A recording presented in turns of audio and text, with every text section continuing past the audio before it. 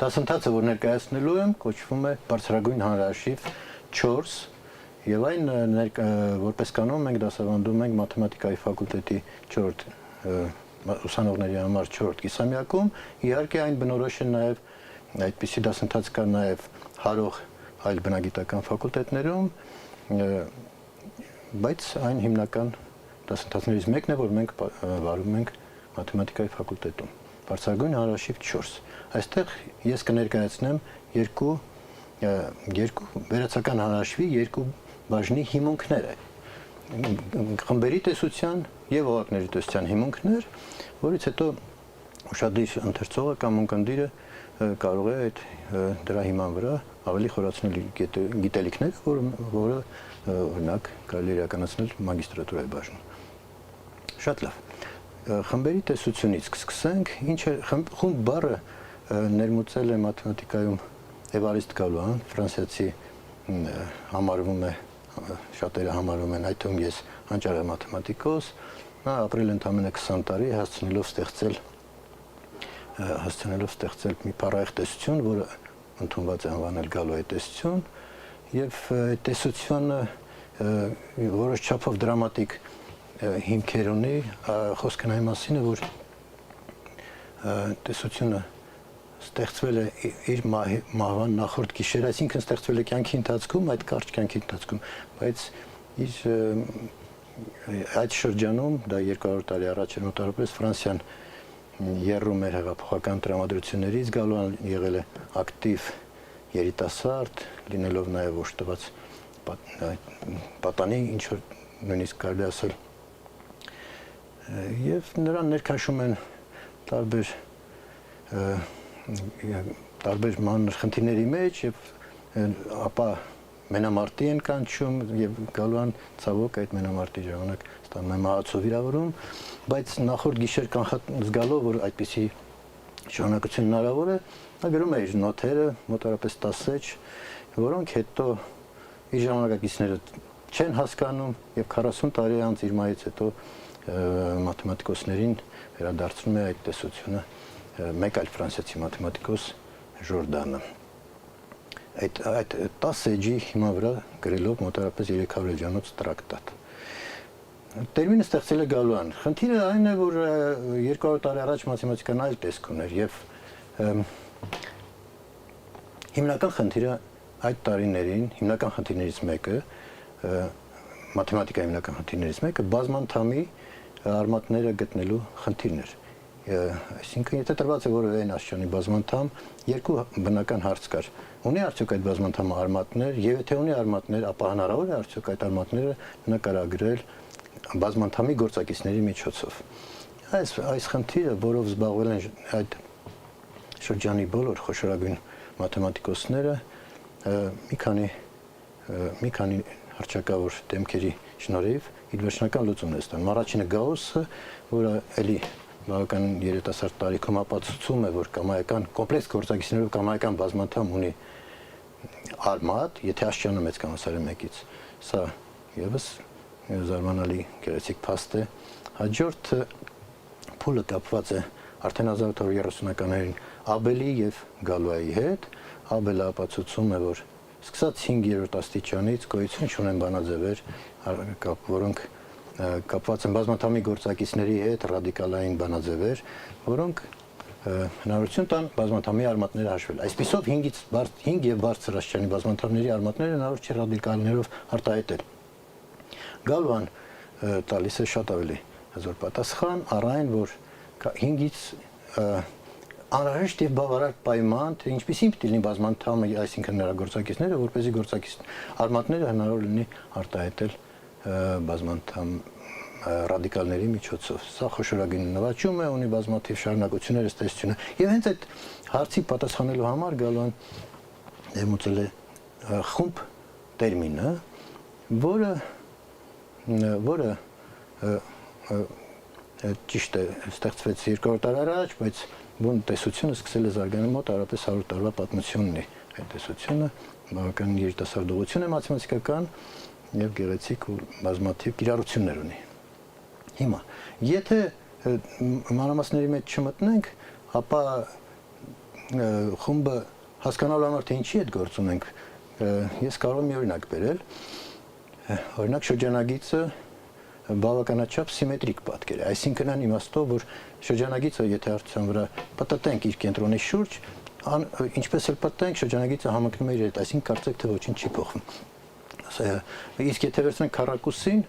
ապա քառակուսու հետ եթե ինչ-որ շարժումներ ենք կատարում, միշտ չի որ քառակուսին կհամընկնի ինքն իր հետ, եւ եթե դժվար չի հասկանալ, որ ընդամենը 8 ձևափոխություն կա,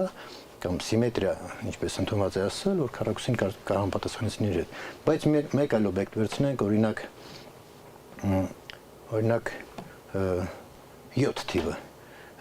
հեշտ է տեսնել, որ փոքր իսկ շարժումը հարթության պտույտը կամ սիմետրիկ արտապատկերում ինքների վրա 7-ը այլևս ինքնին չի վերադարձնի։ Սա նշան է այն բանի, որ սա հենց այն իրավիճակն է, երբ ամեն մի մաթեմատիկական կամ երկրաչափական պատկերի կարելի է պատասխանեցնել իր սիմետրիաների խումբը, եւ որքան մեծ է խումբը, այնքան այդ պատկերը սիմետրիկ է։ Խումբը այսպիսի երկրաչափական դրսևորում ունի։ Բայց հանրաշվական տեսակետից, վերացական տեսակետից այն ի վերջո հղկվել, այդ գաղափարը հղկվել եւ վերածվել է աքսիոմային տեսության, այն է 3 աքսիոմների միջոցով ստեղծում է տեսություն եւ մնացածը ըստ էության տրամաբանության եւ մտքի ճակերտավոր խաղ կարելի է անվանել 3 աքսիոմներ, ապա պետք է տրամաբանել թե դրանցից ինչեր կարելի է, ինչ օգուտներ կարելի է ստանալ։ Այսինքն զարգացնում ենք տեսություն, ապա վերադառնում կիրառություն ցանկության դեպքում երկրաչափություն, ֆիզիկա, քիմիա, կիրառությունները ամենուր են մեծ հաշվով։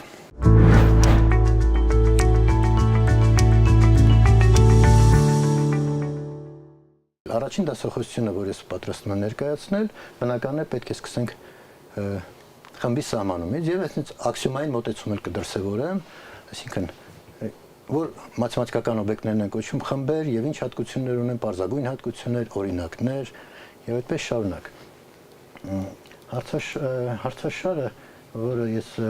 մտադիր եմ այս մի քանի դասախոսության ընթացքում ներկայացնել ձեր էկրաններին է, դուք տեսնում եք։ Այստեղ ես կպատմեմ խմբերի տեսության հիմունքներ, խմբի սահմանում, յետախմբի սահմանում, միածին խմբեր, ծնորդ բազմություն, հոմոմորֆիզմներ, իզոմորֆիզմների թեորեմ, քանորդ խումբ եւ մի քանի որոշ նյութ կներկայացնեմ օղակների տեսությունից եւ այս երկու տեսությունների մեջ ես ցույց կտամ թե խմբերի տեսությունը ինչպես է կարելի օգտագործել օղակների տեսությունը մասնավորապես եւ որոշ կիրառություններ անսպասելի օրինակ թվերի տեսությունից։ Սկսենք սահմանումից, խմբի սահմանում եւ օրինակներ, առաջին թեման։ Դիցուկ ժեն որևէ ոչ դատարկ բազմություն է եւ որպեսզի սահմանենք այդ բազմության վրա երկտեղանի գործողություն, կատարում ենք այսպիսի պարզ գործողություններ։ Կառուցում ենք J-ի դեկարտյան արտադրյալը ինքն իր հետ, J անգամ J։ Ինչպես գիտեք, J անգամ J այսպես դեկարտյան արտադրյալը, J անգամ J-ն, դա ոչ այլ ինչ է, քան J բազմության տարերի բոլոր հնարավոր կարգավորված զույգերի բազմությունը։ Եվ այսպես կամայական արտապատկերում J անգամ J բազմությունից, այսինքն կարգավորված զույգերի բազմությունից դեպի նույն J ոչ դատարկ բազմություն ընդունված է անվանել երկտեղանի գործողություն։ Կարգավորված զույգերը, ինչպես գիտեք, նշում ենք այսպես փաղագծի մեջ x ստորակետ y եւ ասել կարգավորված զույգ, սա նշանակում է հասկանալ հետեւյալը, որ սա x-ը եւ y-ը J բազմության տարրեր են եւ կարեւորը այստեղ թե առաջին տարը որն է եւ երկրորդ տարը որն է, x եւ y, այսինքն սա շփոթել չի կարելի x-y տարերից կազմված բազմության հետ։ Կարգավորված զույգ նշանակում է ամեն մի տար ունի նաեւ իր տեղը այս զույգի մեջ։ Եվ ահա f-ը երկտեղանի գործողություն է դիցուկ, սա նշանակում է, որ կամայական x-y-ի համար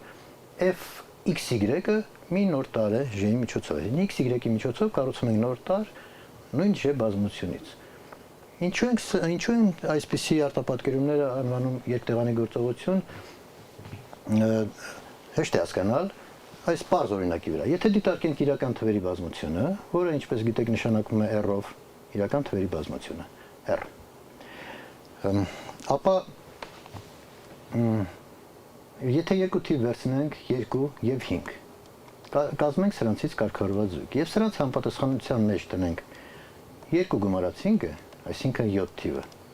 ըստ էության այս գումարման գործողությունը մենք դիտարկում ենք այս տեսանկյունից կարգավորված զույգին համապատասխանում ենք նոր թիվ եւ սա կարելի անել կամայական իրական թվերից կազմված կամայական զույգի համար կամայական XY զույգի համապատասխանության մեջ ենք դնում այդ XY զույգի գումարը որը հատուկ ձևով է սահմանում իրական թվերի դեպքում ես հիմա դրա վրա կանգ չեմ առնում բայց այն արկա է եւ ահա այս արտապատկերումը f-ով եթե նշանակենք որ ամեն մի զույգի համապատասխանեցնում այդ տարերի գումարը առաջացնում է երկտեղանի գործողություն իրական թվերի բազմության վրա այսինքն թե գումարումը երկտեղանի գործողություն է նույն տրամաբանությամբ բազմապատկումը եւս երկտեղանի գործողություն է հանումը եւս երկտեղանի գործողություն է եւ այլն սա թվերի պարագայում հիմա որոշ բարձեցումներ անենք եթե f-ը երկտեղանի գործողություն է ապա ես առաջարկում եմ fxy-ի փոխարեն որտեղ բավականաչափ շատ սիմվոլներ կան երկու փակագիծ ստորակետ f-ը այսինքն սրանցից կարելի է ձերբազատվել x y-ը բարձր պետք է մենք մտապահենք եւ այսպես fxy-ի փոխարեն առաջարկում գրել x կենտրոնում f y սա x սա նշանակում է xy զույգի պատկերը f արտապատկերման ժամանակ Սովորաբար երկտեղանի գործողությունները, ինչպես եւ իրական թվերի դեպքում ես գումարման մասին էի խոսում, տարբեր բազմությունների վրա սահմանելով երկտեղանի գործողություններ, մենք օգտագործում ենք այսպիսի նշանակումներ, ինչպես եւ թվերի համար, գումարում, բազմապատկում, հանում, այս խաչի տեսքով, աստղանի շրջանակ եւ այլն։ Այսպիսի նշանակումներ ես գերադասում եմ եւ հիմա առաջարկում եմ այսուհետ առաջիկայում f-ի փոխարեն օգտագործել կետ նշանը։ Եվ այսպես, դիցուք Ž բազմության վրա տրված է երկտեղանի F գործողություն, որը եւ փոխանակ գրելու fxy գրելու փոխարեն ես կգրեմ xfy ավելին առաջ գնալով ուղղակի պարզապես կգրեմ x get y եւ նույնիսկ կկարդամ այսպես x անգամ y կամ x եւ y-ի արտադրյալ հասկանալի է որ սա ընդհանուր դեպքում թվերի մասին չի խոսքը x-ը եւ y կարող են լինել բազմանդամներ, կարող են լինել մատրիցներ եւ այլ հանրաշվական օբյեկտներ, ֆունկցիաներ եւ այլն x get y եւ ահա այս բարձաբանումից եւ այս բարձեցումից հետո խմբի սահմանումը հետեւյալն է ասենք որ Ž բազմության խումբը իր վրա սահմանված երկտեղանի գործողության նկատմամբ կետ գործողության նկատմամբ կամ ավելի կարճ ասում ենք նաեւ Ž կետ զույգը խումբ է եթե տեղի ունեն հետեւյալ 3 պայմանները որոնք մենք անվանենք նաեւ աքսիոմներ 3 պարզ աքսիոմ որոնք բնորոշ են թվերին առաջին աքսիոմը կոչվում է զուգորդականության աքսիոմ ինչի մասին է խոսքը եթե մենք ունենք 3 տար տվյալ բազմության վրա 3 տար x, y եւ z եւ ես ուզում եմ սրանք բազմապատկել։ Օրինակ, եթե ունենք թվեր 2, 3 եւ 7 եւ ես ուզում եմ դրանց գումարել։ Ընդհանրապես ասած, մի անգամից այսպես գումարելը այս սա թվերի դեպքում թեկուզ եւ մենք սրան իմաստ ենք տալիս, բայց մի անգամից սա բազմապատկել այս 3 տարօրինակ խմբում եւ այս 3 թվերը գումարել իրականում հնարավոր չի, որտեղ գումարումը կատարում է զույգ, այսինքն առաջին երկուսը պետք է գումարենք արդյունքը երրորդին կամ երկրորդ 3-ը 7-ին, ապա արդյունքը 2-ին։ Եվ հենց սրա մասին է առաջին աքսիոմը, զուգորդականության օրենք։ Այն է, քանի որ գործողությունը երկտեղանի է, այսինքն մենք եթե 3 տար է տրված, ես կարող եմ սրան ինչ որ զույգավորել եւ այդպես բազմապատկել։ Եթե նախ բազմապատկեմ x-ը եւ y-ը, ապա z-ը, ինչ որ մի արդյունք կստանամ։ Բայց կարող է նաեւ արվել այսպես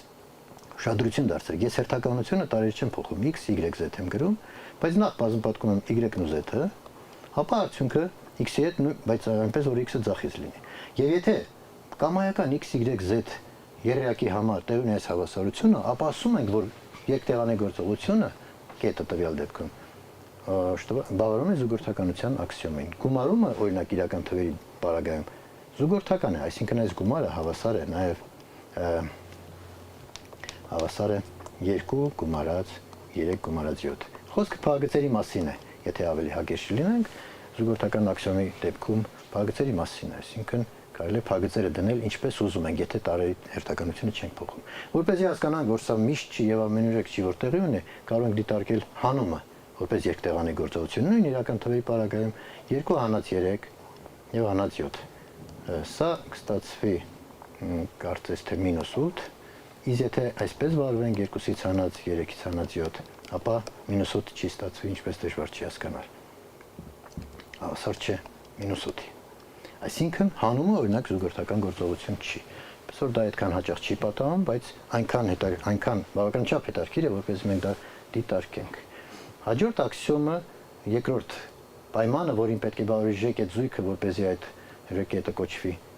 ի վերջո խումբ, հետևյալն է։ Մենք պահանջում ենք, որպեսզի Ž բազմությունում գոյություն ունենա մի այնպիսի Ե տար, մի տար, որի անունը կդնենք Ե։ Որ կամայական x-ի համար x-ն ու y-ն եթե բազմապատկում ենք, կամ y-ն եւ x-ը եթե ձախից կստացվի x, x անգամ y-ն հավասար է x եւ y անգամ x հավասար է x։ Սա նշանակում է, որ կա մի տար, եթե վերադառնանք զույգերի գաղափարին, y(x) զույգի պատկերը ինչպիսին է լինի x-ը, կամ y տար, որ y(x) զույգի պատկերը x-ը կամայական x-ի համար, կամայական x տարի համար J բազմությունից։ Այսպես։ Եթե այդպիսի տար կա, J բազմությունում այս գործողության նկատմամբ ասում ենք, որ բազմությունն օժտված է չեզոք տարով, երբեմն ասում են նաև միավորով, երբեմն ասում են նաև զրոյական տարով,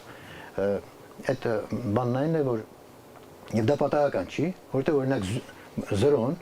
գումարման դեպքում, իրական թվերի գումարման դեպքում չեզոք տար է, 0 գումարած x հավասար է x-ի, այսինքն 0x զույգի պատկերը գումարումը որպես երկտեղանի գործողությունը թե 0x զույգի պատկերը x-ն է, կամայական x իրական թվի համար։ Եվ եթե բազմապատկումն ենք դիտարկում որպես երկտեղանի գործողություն, մեկ անգամ x-ն էլ x է դարձել։ Այսինքն բազմապատկման դեպքում չեզոք տարը փոխվեց, դարձավ 1 եւ այն իրեն մեկի վարքը նույնն է ինչ որ 0-ի վարքը գումարման դեպքում, մեկի վարքը բազմապատկման դեպքում նկատի ունեմ։ Ուրեմն միավորի արկայության պարագայում մենք խոսում ենք չեզոք տարի գոյության աքսիոմի մասին։ Եթե կա զուգորդականություն, եթե բազմության մեջ միայն զուգորդական գործողությունը բավարարում է զուգորդական օրենքին եւ ուրիշ աքսիոմ կամ հատկություն չենք դիտարկում, ապա այդ զույգը արդեն իսկ հատուկ անունի կոչվում է կիսախումբ։ Եթե այնտեղ կա նաեւ միավոր, բացի զուգորդականությունից, ապա J այդ զույգը կոչվում է մոնոիդ։ Եվ վերջապես հիմնական հատկություններից մեկը խմբին բնորոշող երրորդ աքսիոմն է, այն մասին է, երրորդ աքսիոմը, որ կամայական x տարի համար J խմբից, կամայական x տարի համար, պետք է գոյություն ունենա այնպիսի մեկ այլ տար x' կամ գուցե նույն x-ը, այնպես որ դրանց արտադրյալը հավասար լինի y-ի, միավորին այսինքն։ Օրինակ, իրական թվերին, եթե վերադառնանք դարձյալ, ինչ x թիվ էլ վերցնենք, օրինակ 2-ը, կամ չեզոք տարը այս դեպքում y-ն է, չէ՞, արդեն երրորդ աքսիոմի մասին կարող ենք խոսել միայն երկրորդ աքսիոմի արկայության դեպքում։ Չեզոք տարը գումարման նկատմամբ 0-ն է, եւ 2-ի համար կա այնպիսի մի տար, որը եթե գումարենք x-ին 2-ին տվյալ դեպքում կստանանք 0։ Այսինքն խոսում ենք այս հավասարման մասին, 2 գումարած x' հավասարումը ունի լուծում x' նկատմամբ։ Այն լուծումը հասկանալի է, որ -2 թիվն է։ Գումարումը ուրեմն բավարարում է նաև երրորդ աքսիոմին։ Այնպես որ ես ժամանեցի խումբը, բազմությունը կոչվում է խումբ, J բազմությունը կոչվում է խումբ երկտեղանի գործողության նկատմամբ, կրկնում եմ, եթե բավարարում է հետևյալ 3 աքսիոմները, այն է զուգորդականության աքսիոմ, չեզոք տարի գոյության աքսիոմ եւ հակադարձ տարի գոյության աքսիոմ։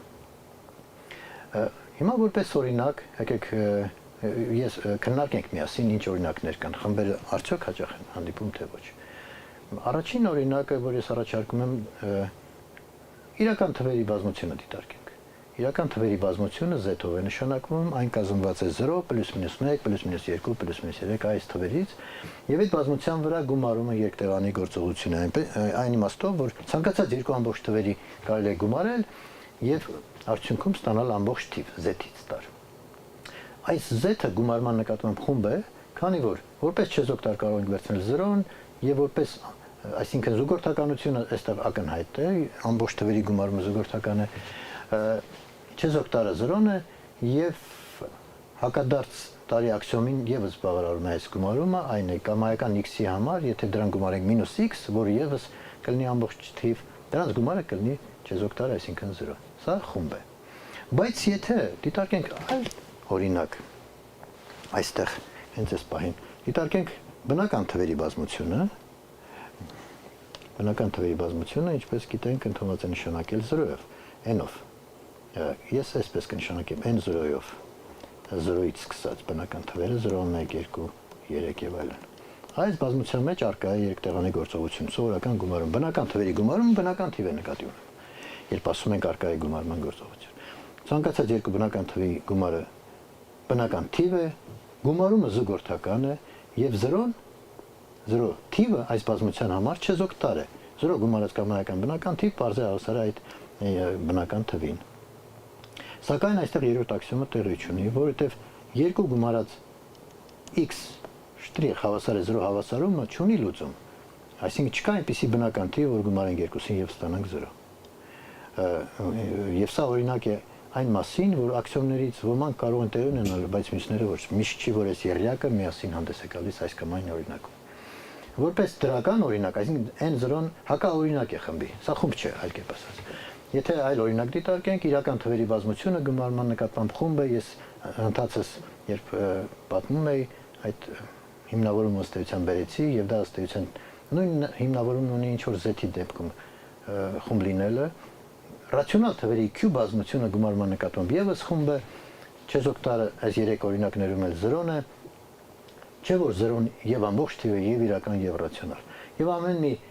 ամբողջ թվի հակադիրը ամբողջ թիվ է, իրական թվի հակադիրը իրական թիվ է, ռացիոնալ թվի հակադիրը ռացիոնալ թիվ է, այնպես որ երեք աքսիոմները իսկապես այստեղ տեղի ունեն։ Զուգորդականությունը դե պարզ է որ այստեղ առկա է։ Եվ այստեղ որպես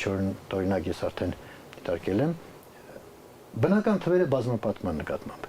Եվ սա եւս խումբ չի, չնայած մաթեմատիկան ըստ էության սկսվել է բնական թվերից, բայց խմբերի երրորդ աքսիոմը այս բազմության մեջ առկա չէ, այն է։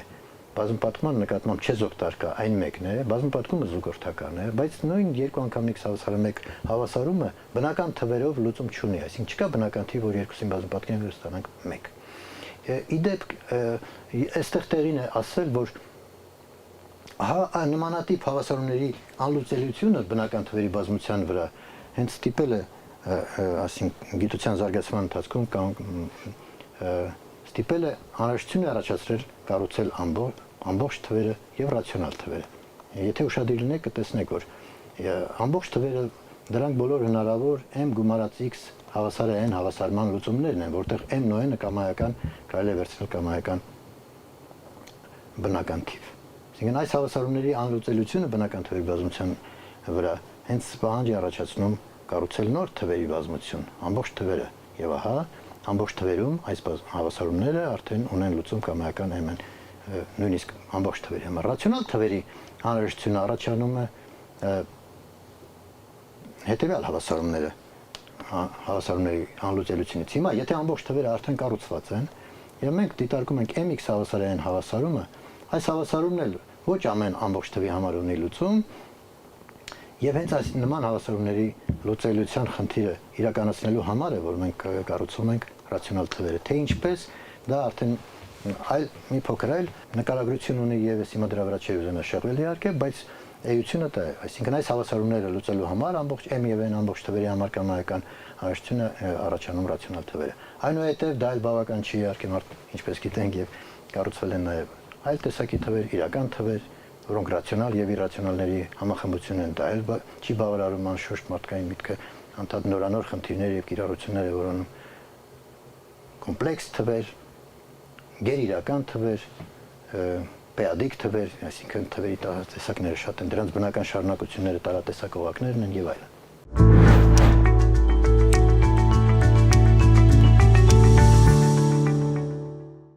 Վերադառնանք մեր օրինակներին,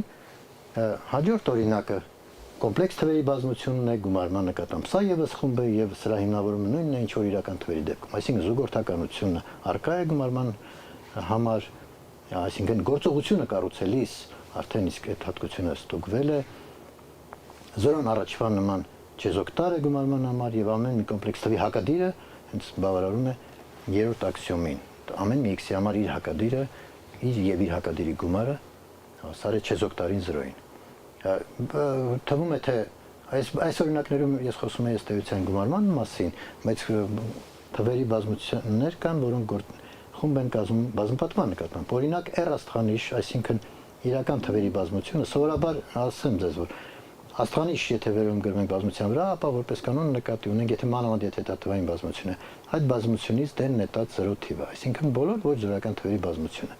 Բոլոր իրական ոչ զորական թվերի բազմությունը, եթե վերցնենք եւ դիտարկենք այդ բազմության մեջ բազմապատկումը որպես գործողություն, քաչ հայտնի է, որ եթե x-ն ու y-ը 0 չեն, երկուսն էլ, ապա դրանց արտադրյալը եւս 0 չի։ Սա նշանակում է, որ բազմապատկումը երկտեղանի գործողություն է ոչ զրոյական իրական թվերի բազմության վրա։ Եվ այս գործողության նկատմամբ Էրասթոնիշը խումբ է։ Հասկանալու համար դա զուգորդականությունը բարձրատեղի ունի, պետք է նշել միավորը բազմապատկման դեպքում 1 թիվն է,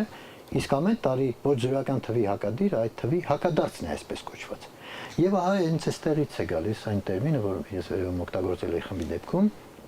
հակադարձ տարի գոյություն, այսինքն հակադարձ տերմինը սովորաբար օգտագործում են, երբ խոսում ենք բազմապատկման մասին։ Եթե խոսում ենք գումարման մասին, ապա այս աքսիոմում հակադարձ բառը պետք է փոխարինել հակադիր բառով, որպես կանոն։ Այդպես էլ վարվում ենք։ Եվ ահա ոչ զրոյական իրական թվերի բազմությունը բազմապատկման նկատմամբ խումբ է։ Եվ օրինակ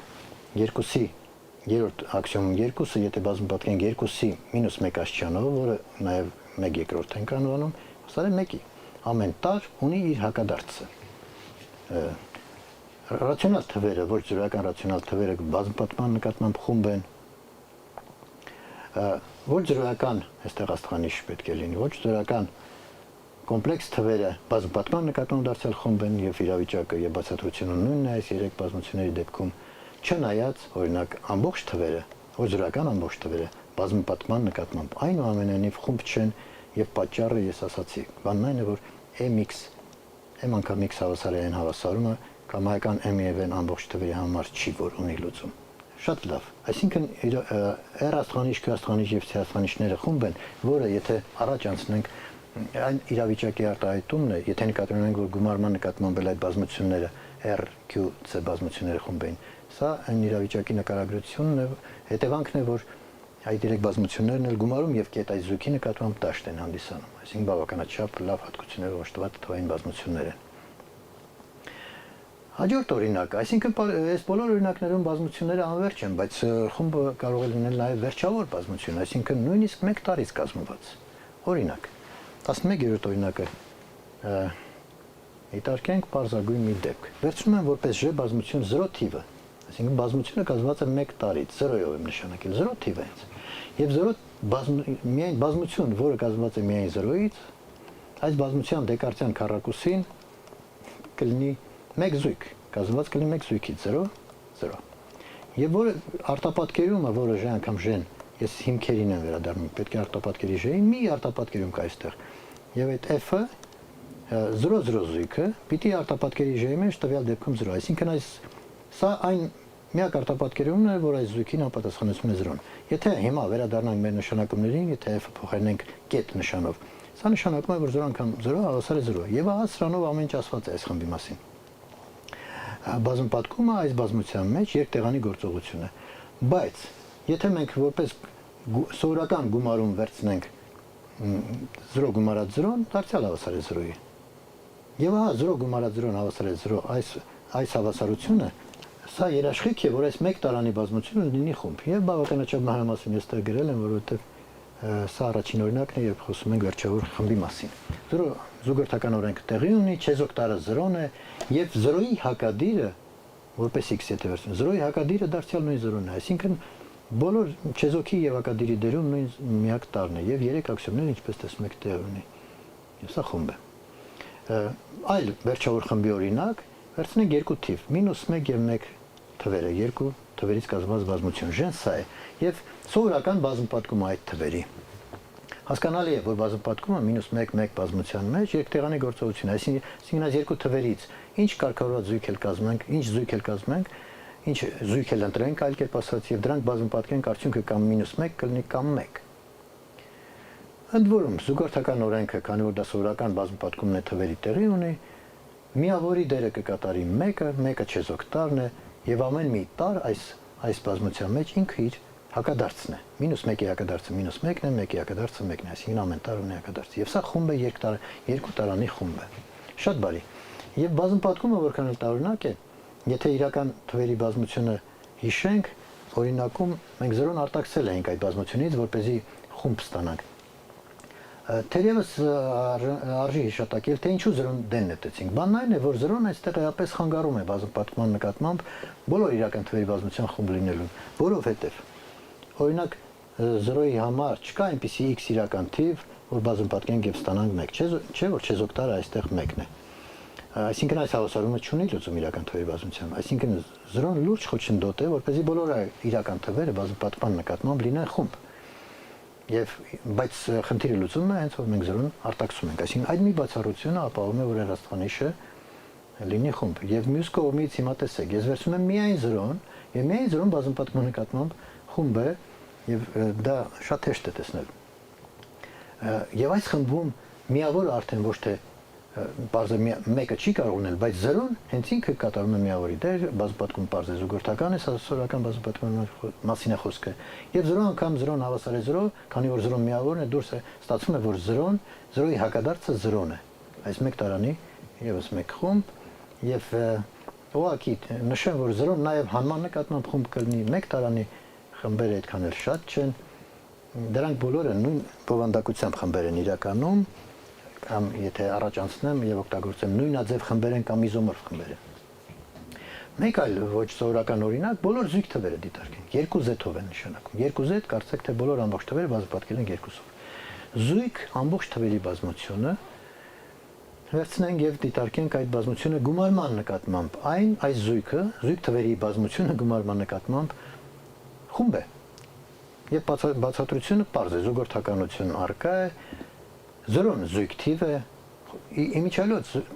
ամբողջ թիվը կոչվում է զույգ, եթե այն կարելի է ներկայացնել երկու կա տեսքով, որտեղ կան ամբողջ թիվը։ Կամ այլ կերպ ասած, եթե այն բաժանվում է 2-ի ամբողջ թվերի բազմության վրա։ Եվ 0-ն զույգ թիվ է, որովհետև 0-ն հավասար է 2 անգամ 0, այսինքն երկու կա տեսքով կարելի է ներկայացնել, ուրեմն 0-ն այս բազմության մեջ է, զույգ թվերի բազմության մեջ, եւ այն կատարում է չեզոք տարի դեր գումարման դեպքում, եւ կամայական զույգ թվի հակադիրը գումարման դեպքում զույգ թվի հակադիրը եւս զույգ թիվ է։ Ինչը ակնհայտ է, երկու կա թվի հակադիրը երկու անգամ մինուս կամ է։ Զույգ թվեր։ Նույն այստեղ արդեն կարելի է իհարկե երևակայությունը միացնել եւ կառուցել այլ օրինակներ։ Օրինակ 3-ի վրա բաժանող բոլոր ամբողջ թվերը եւս խումբ են, 4-ի վրա բաժանող բոլոր թվերը եւս խումբ են, եւ 1-ի վրա բաժանող բոլոր թվերը պարզ է կլինեն բոլոր ամբողջ թվերը։ Օրինակների առատություն է առաջանում այս օրինակը, եթե մենք փորձենք բազմացնել։ Այլ հետաքրքիր օրինակ է բազմանդամների բազմությունը, օրինակ իրական թվերի բազմության վրա, այսինքն իրական գործակիցներով բազմանդամների բազմությունը դիտարկենք, այն նշանակվում է rx-ով, rx։ Եվ բազմանդամները կարելի է գումարել, դրա սահմանումը եւս հայտնի է, բազմանդամների գումարումը ապահովում է, որ rx գումարում զույգը լինի խումբ։ Իրական գործակիցներով օրինակ բազմանդամների դեպքում։ Իսկապես 0 բազմանդամը այստեղ չեզոք տարն է, բազմանդամների գումարումը զուգորդական է, ամեն մի բազմանդամի հակադիրը գումարման դեպքում խոսում ենք հակադիրի մասին, հիշեցնում եմ։ Այն բազմանդամն է, որի գործակիցները ստացվում են սկզբնական բազմանդամի գործակիցները փոխարինելով իրենց հակադիրներով։ Օրինակ 2 գումարած 3x գումարած 4x քառակուսի բազմանդամի հակադիրը կլինի -2 հանած 3x հանած 4x քառակուսի բազմանդամը։ Դրանց գումարը կլինի 0-ական բազմանդամը, այսինքն 0։ Սակայն rx բազմանդամների բազմությունը բազմապատկման խումբ չէ, քանի որ երրորդ աքսիոմը, այսինքն հակադարձների պայմանը այստեղ տեղի չունի եւ խնդիրը այստեղ ոչ միայն այն է, որ 0-ն պետք է բացառել, ոչ միայն այս մի բացառությունն է, այլև եթե նույնիսկ այստեղ աստղանիշ տնենք, այսինքն ոչ 0 բազմանդամների բազմությունը բազմապատկման նույնիսկ դա խումբ չի, որտեղ օրինակ 1 գումարած x բազմանդամը եթե վերցնենք, չկա բազմանդամ f, որ կամ լավ, որ սրանք իրար հետ բազմապատկենք եւ ստանանք 1, բանն այն է, որ չեզոք տարը այստեղ անհրաժեշտաբար պետք է լինի 1-ը։ 1-ը այն բազմանդամն է, որ կամայական բազմանդամը բազմապատկելիս ստացվում է հենց այդ բազմանդամը։ Եվ այսպես այս հավասարումը չունի լուծում, օրինակ 1 + x-ի պարագայում, բայց այստեղ շատ բազմաթիվ բազմանդամներ կարելի է տեղադրել, որոնց համար հավասարումը լուծում չունի։ Ավելին, այս նման հավասարումները f անգամ j հավասար է 1 հավասարումը տրված f-ի դեպքում կունենա j լուծում այն է մենը դեպքում f-ը 0 աստիճանի բազմանդամ է, այսինքն ոչ 0-ական թիվ։ Միայն այդ բազմանդամներն են, որ կունենան հակադարձ, Դա էլ ստացվում է ոչ զրոյական թվերի բազմությունը։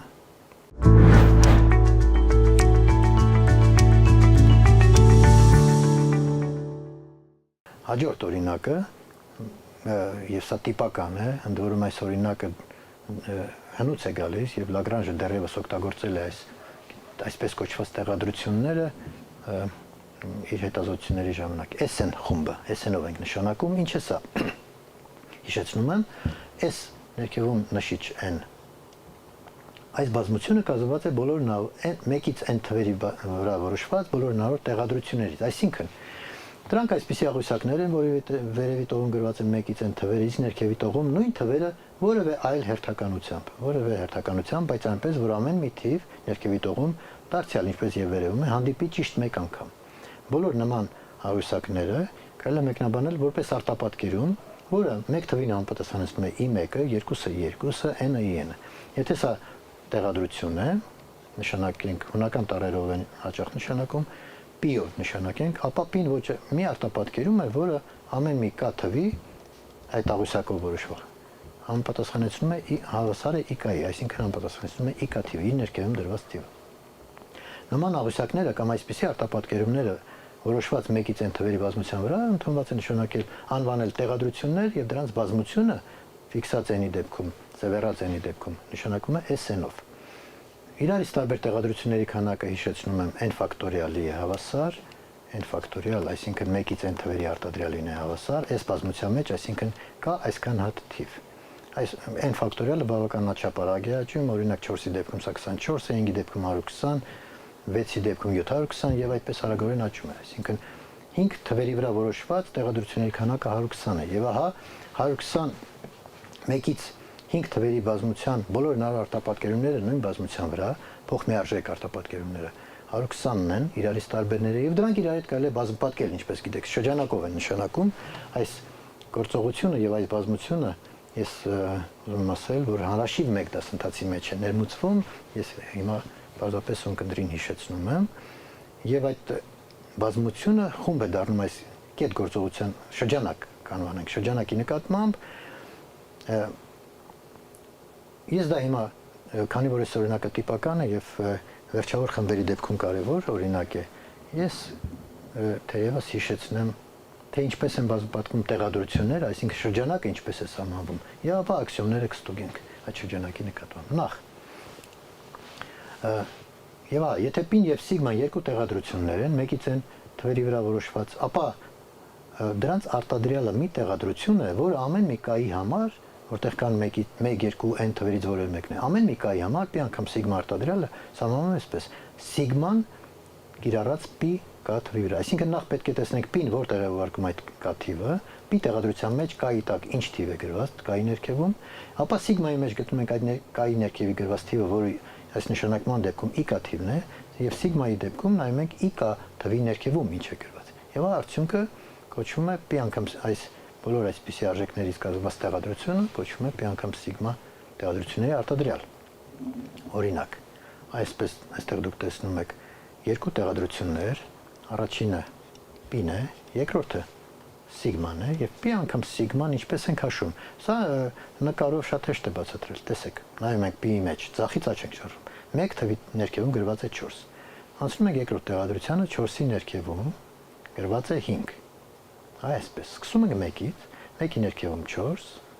երկրորդում 4-ն ենք գտնում, այդ 4-ի ներքևում 5 եւ 1-ի տա ներքևում արդյունքում գրում ենք 5, 1-5։ Այսինքն π անգամ σ-ն 1-ի վրա կիրառելիս ստացվում է 5, սա այսպես ենք կարդում։ 2c պարագայում 2-ը արտապատկերում է 5-ին π-ի դեպքում, 5-ը 4-ին, այսինքն 2-ը արտապատկերում է 4-ին արտադրյալի դեպքում։ Նույն տրամաբանությամբ եթե հաշվենք 3-ի ներքևում կառաջանա 2, այսինքն 4-ը կարտապատկերվի 1-ին, այս արտադրյալի դեպքում եւ 5-ը 3-ին։ Արդյունքը այս տեղադրությունն է, որը կոչվում է π անգամ σ արտադրյալ։ Շրջանակով է նշանակում, բայց կկարդանք որպես անգամ ուղղակի ավելի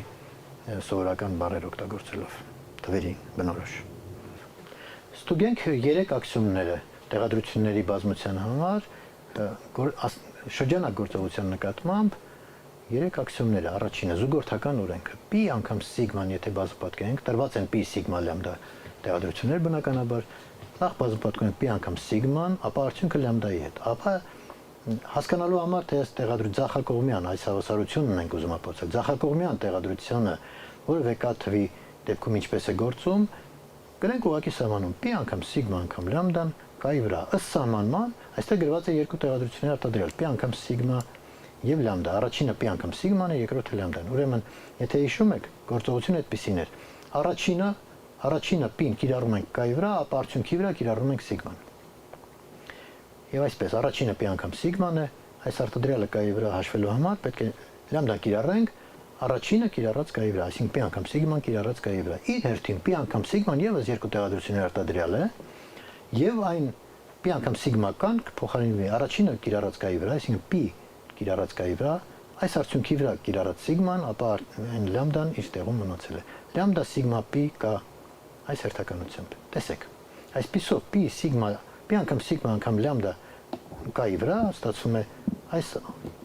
այս տեղադրությունները պետք է հակառակ հերթականությամբ գրել եւ կիրառել կայի վրա լամդա σ π։ Եվ ճիշտ նույն ձևով, եթե աչից հաշվենք, հասկանալի է, որ այստեղ կարելի է այսպես վարվել։ Այս վերջին հավասարությունից հետ գնալ, այսինքն գրել, որ սա σ անգամ լամդան է կիրառած π-ի վրա, եւ սա էլ նույնն է, որ π կիրառենք σ անգամ լամդան կիրառած կայի վրա։ Ահա, այսպեսի արդյունք։ Այսինքն զուգորդականությունը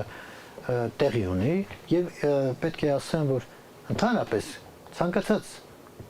3 արտապատկերումների համար f, g, h նույն x բազմության վրա որոշված դրանց արտադրյալը բավարարում է զուգորդական օրենքին եւ այստեղ ընդհանրապես նույն մասնավոր դեպք էր, երբ խոսքը 1-ից n թվերի բազմության մասին է եւ ընդ որում ապացույցը ճիշտ այնպեսին է, ինչպեսին որ ես դες ցույց տվի տեղադրությունների դեպքում։ Բավական է այստեղ π σ լամդայի փոխարեն վերցնել f, g, h ֆունկցիաներ կամայական x բազմության վրա որոշված եւ այս նույն տատողություններով դրանց զուգորդ արտադրյալի կամ համադրության ֆունկցիաների համադրության զուգորդականությունը կհիմնավորվի։ Զուգորդականությունը այսպիսով մենք հիմնավորեցինք, չեզոք տար կա թե չկա։ Չեզոք տարը այստեղ նույնական, այսպես կոչված նույնական տեղադրությունն է, այսինքն այն տեղադրությունը, որի առաջին եւ երկրորդ տողերը համընկնում են։ Վերևում 1-ից n թվեր եւ ներքևում նույն թվերը նույն հերթականությամբ։ Եթե սա ե-ով նշանակենք, ապա այս ե-ն իրեն բազմապատկման դեպքում պահում է չեզոք, այսինքն π անգամ ե-ն հավասար կլինի π եւ ե անգամ π-ն հավասար կլինի π,